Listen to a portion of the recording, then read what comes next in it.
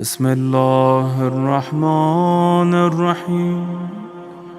السلام عليك يا أبا عبد الله، السلام عليك يا ابن رسول الله، السلام عليك يا خيرة الله وابن خيرته، السلام عليك يا ابن أمير المؤمنين وابن سيد الوصيين، السلام عليك يا ابن فاطمة سيدة نساء العالمين، السلام عليك يا ثار الله وابن ثاره والوتر الموتور، السلام عليك وعلى الأرواح التي حلت بفنائك، عليكم مني جميعا سلام الله أبدا ما بقيت وبقي الليل والنهار.